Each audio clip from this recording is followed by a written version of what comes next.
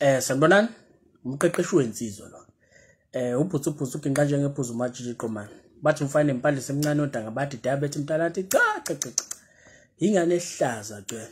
Ngike ngathola nje imibuzo eminingi from ensizweni. Abantu bengibuza ukuthi angenze njani ukuze athole intombi. Right? So ngibona ukuthi abantu baningi abantu abanale nkinga le. Ake ngithi nje abantu abaningi abawubuzayo lo mbuzo. Okay. So ngibese ngidecide ukuthi okay ake sibe nohlelo oluzokwenza abantu bakwazi ukuthola intombi, right? So ngase ngalimemezela ke lolu hlelo khona la ku Facebook, right? So ekumemezeleni kwami abaningi balijabulelile abantu ngabona bekhomenta belike yabo. Hayi nami nganethemba ukuthi hayi futhi insizwe eningi zizolilandela uhlelo, yabo. So ngaliqala kuhlelo ku stage sokuqala la khona besakha khona ukuzithemba ngoba khona la ngangibuze khona ngathi ngempela ingempela kungani ungaqonyiwe, yabo. So ngifuna ukuzwa ukuthi abantu yini bengaqonyiwe.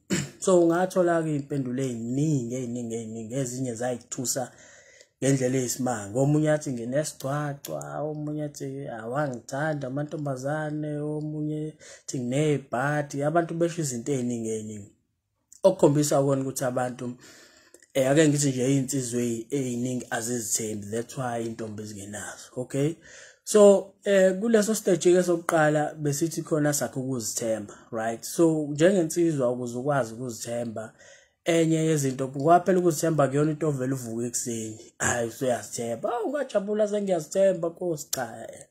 Ukuzithemba uyakwakha kancane ugcine usuzithemba, yabo.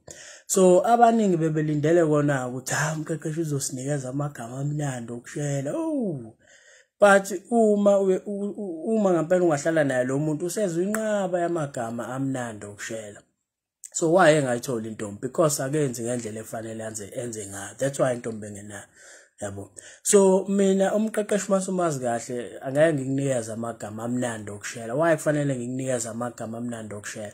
La ekhanda lakho akufanele ufake noma yini, yabo. Kunezinto ekufanele uzifake, kunezinto engafanele uzifake. Ake awucabange nje ngelinye ilanga.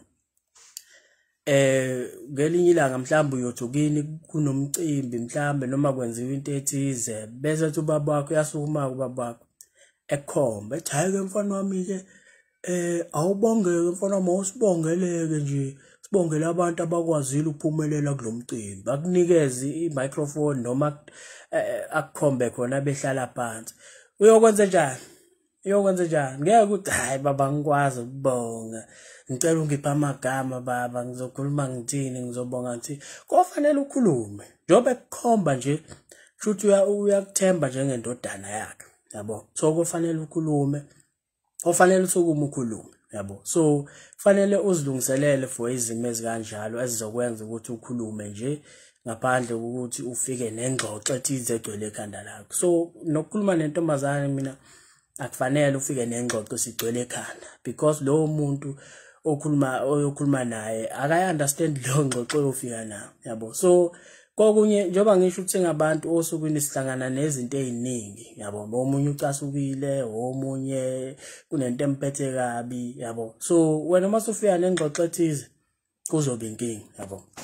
So le amagama amnandi mfowethu cha ngeke ngasho futhi ngathi ayocabanga kuthiwa umfundo wenza law noma mhlawumbe wenza engineering noma mhlawumbe uyi-town planner njengomqeqeshi. So thina kunemithetho eminingi mfowethu, kunama-acts, kunama-policies, kunama-strategies, yonke into from national down to i-local level. So wonke kufanele uwazi ngokulandelana kwawo nangomsebenzi awenzayo, yabo. So lezo zinto ziyaphoqa ukuthi usithathe uzifakela ekhanda lakho uzazi njengeplan. So uyacabanga kuphinde uzofuhleka leyo ngqondo yakho ngamagama amnandi okushela, yabo. So that's why ngingayiphasisi eyamagama amnandi. Ngiyakutshela ngathi wena kufanele ukwazi ukufunda isimo. Mawufika entombazane ukwazi ukufunda isimo, ubheke into eyenzakalayo ngaleso sikhathi, yabo. Ingxoxo uyosiqhamukela ke mangabenze njalo. So saya ku stage sokuqala la khona bengithi sakho ukuzithemba khona. So lapha njengoba ngisho ukuthi ukuzithemba kuyonto ovuka ekseni ujabulisa ukuthi sengiyakwazi ukuzithemba. Cha, ke kufanele wenze izinto ezithize ukuze uzokwazi ukuthi uzithembe. So njengakho ukuthi ukwazi uqala utrain umzimba wakho, uzivocavoce, kungaba ukugijima, uphakamisa izinsimbi, ukwena into emnandi, but kumele ube proud ngalento oyibuka esibukweni, yabo. Kumele ube proud because awukwazi ukuthola intombi, ngisho ngathi uyayithola leyo ntombi ngeke izilast. Uyoxakeka ihlala mhlawumbe u3 months, ihlala u5 months, niyahlukana njalo wena amantombazane watholayo alast isikhathi esincane because inkinga ikwena. Awuzithembi, indlela okhuluma ngayo akukhombisa kona ungazithembi. Obvious noma ngathiwa leyo ngane ake sithi ube nenhlanhla wafika nayo lo magama kamnandi iyaqoma. Well, but njengoba ngisho ukuthi ngeke kuze kulast because inkinga awuzange uzu-address leyo kuzithemba. So ukuze intombazane ihlale nawe isikhathi impela ke kufanele indlela okhuluma ngayo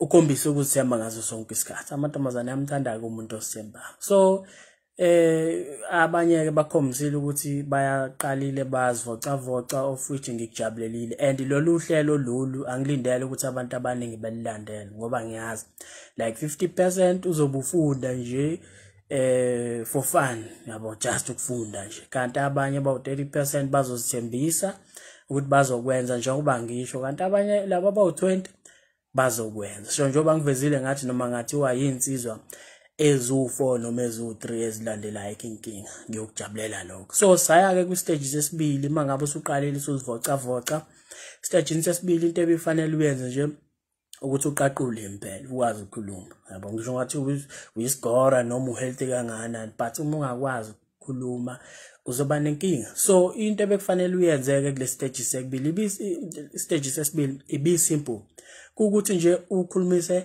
noma ubani ohlangana naye. Uma vuma umuntu ohlele eduze kwakho umkhulumise, especially umuntu ongamazi, because umuntu omaziyo kubalula.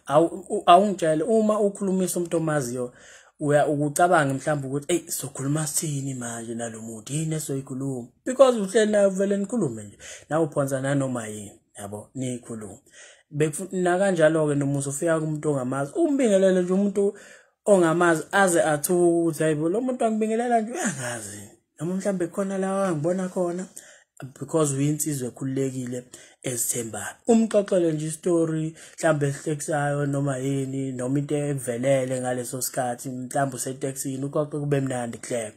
Yabo mina mangihleli ngaphambili mhlambe etaxini udriver siyakhuluma naye. So into engikhuluma ngayo naye because udriver imoto lezi, mhlambe i-taxi industry, wakhuluma nje ngaleyo nto, hawu uyokhuluma ke uyazi ukuthi lapho ngizoba umkhulumisa nofika niphephile because ngeke azalale, yabo. So ezinye izinto ekufanele ukwazi lokho, njengoba ngithi ikhuluma nanombani, kungaba ugogo, umkhulu, ubani, umama, ntombazane echaza, ntombazane engachazi, inhloso la ukuthi uzijwayeze ukukhuluma, yabo.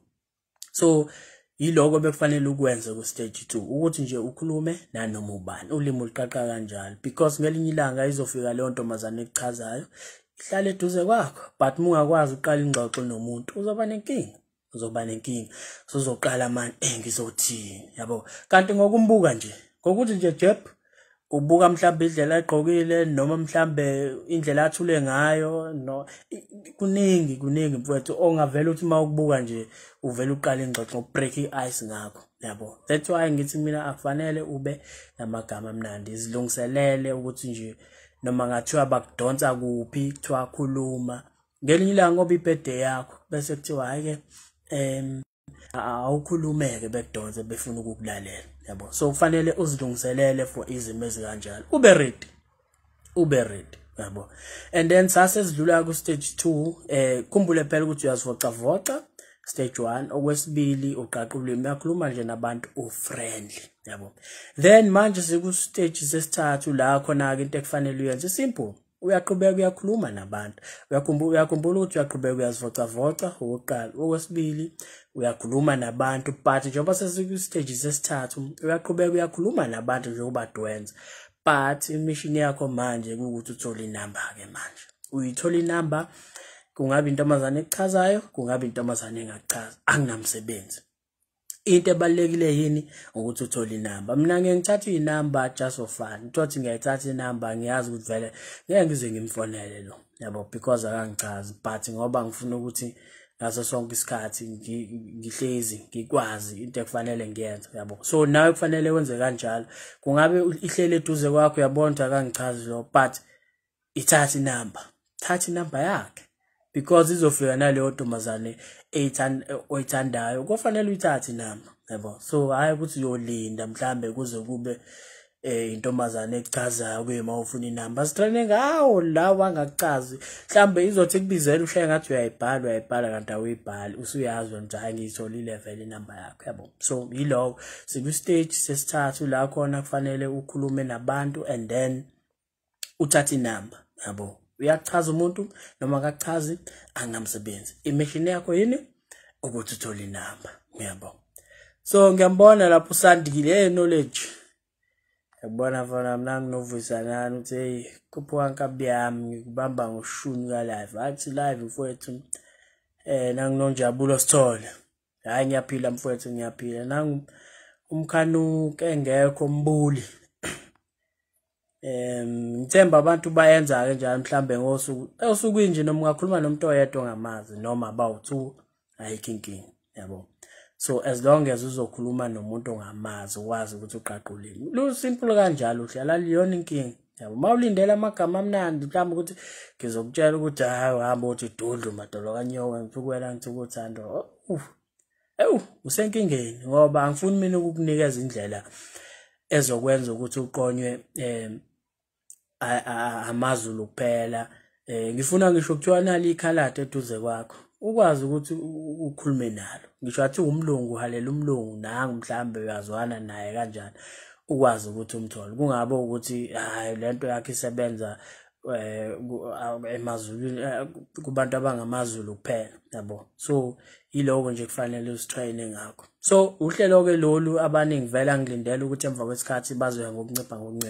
Uma ukuthi ubusalilandela keep it up ngoba egcineni kosuku uzosiza wena. Njoba ngisho ukuthi kufanele ube ready wazi ukukhuluma mangabe bekudonsa noma engasiphi isikhathi qhubeka usitraine ube proud ngento oyibuka esibukweni yabo. Kungabe ukuthi uyazibuka esibukweni uyazibona ukuthi umzimba wakho uyonakala suqala umkhaba but awukusukumeli lokho uthule nje. Sukuma ushaya umgwaqo vuka ekseni noma mabuya ntambama ushaya umgwaqo ube right ujabule lento oyibuka esibukweni yabo. Ukuze nomunye umuntu cabangela phela nayo intombazane yabo. Kungabe ukuthi uziphonsa entombazaneni kwawena ukho happy obvious leyo nto ngeke izilast vele yabo. So ngiyathemba kezwakala ngizolokhu ngichecka nje ukuthi abantu balilandela yini uhlelo.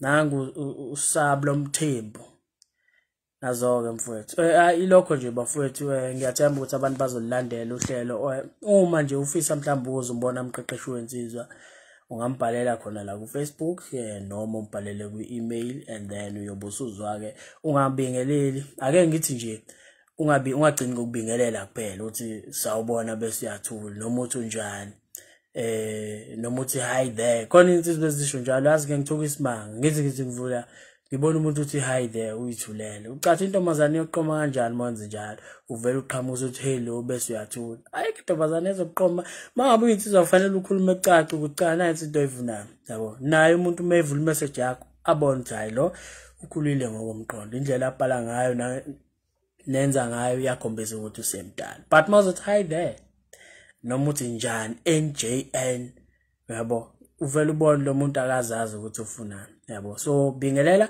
uhlala odabeni noma nje mawuthanda uvela uhlala odabeni kukwena but mawuzovela ubingelele bese uyathula hayi wethu zothanda ukuthi kube inkingi. Nangu HZ boy Mlambo hey nangu no sick bet simelane. So iloko nje bafowethu ngibonge nje ngethuba